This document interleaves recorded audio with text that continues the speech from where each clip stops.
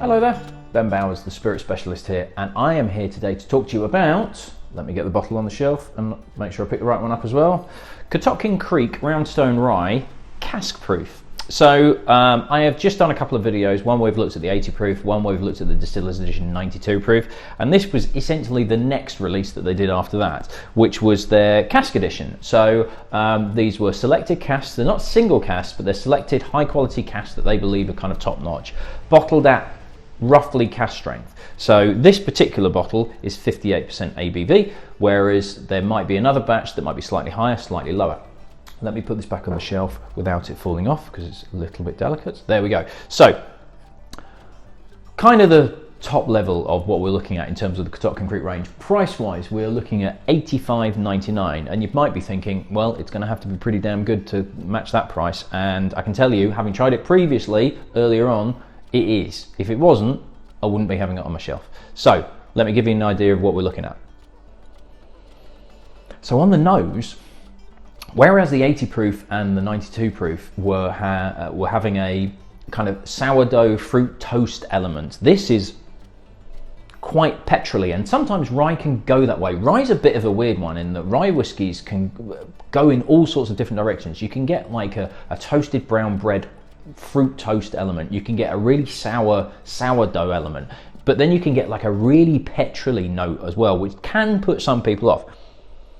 And it starts off slightly petrolly, but then it develops and you get the tones of almost like a dry white wine, like a Riesling, something like that. And dry Riesling can have this petrolly element, but it goes more towards the wininess. You get a fragrant note in there as well. There's like jasmine and honeysuckle. If you let it mellow in the glass a bit, that dry white wine element suddenly turns into a floral white wine. It's really unusual, really unusual indeed.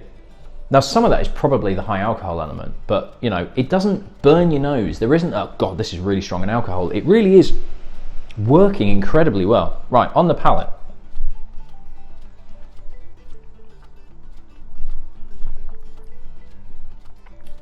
Okay, so yes, there is a higher alcohol element, and that does come to the fore.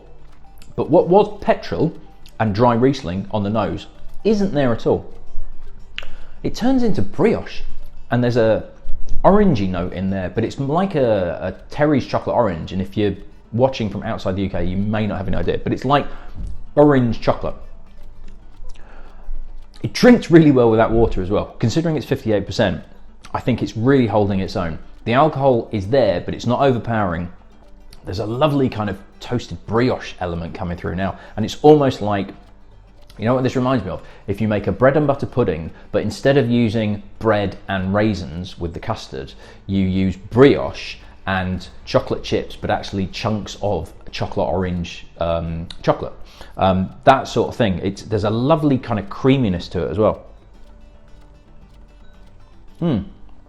And a nuttiness as well, kind of like candied pecans and walnuts, which I'm not a massive fan of, to be honest. I can barely tolerate pecans, but that works really well with that kind of chocolate and orange and sweetbread and all of that. Now I'm going to add a little bit of water to it to see if it loosens it out, but to be honest, I think it's drinking incredibly well without water.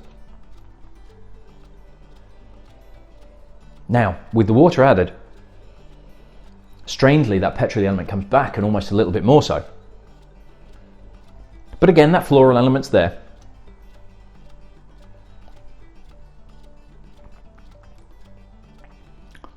And on the palate, those flavours that were there originally are still there, but they're kind of knocked down a bit, and it's almost to a detriment to put water with it.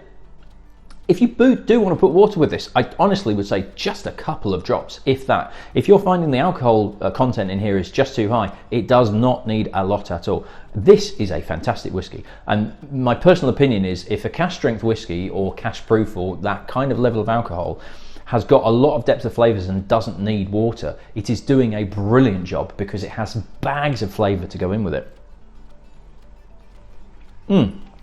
I think that is absolutely phenomenal. I think it's so good, and I think for the money, it's brilliant. Genuinely, You might think, well, it's expensive, but I think it's good value for that price point. There are plenty of whiskies out there, be they American or anywhere else in the world, that will charge 85, 90 pound a bottle, and they will not be anywhere near as good as that one. I think that's absolutely superb. To be honest, I think the range is superb. I think the 80 proof is great for the money.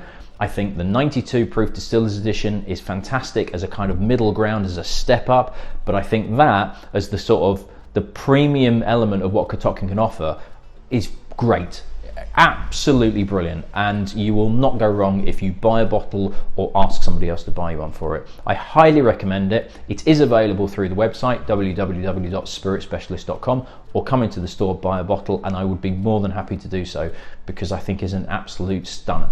So that's me done. I shall see you at the next video. Cheers.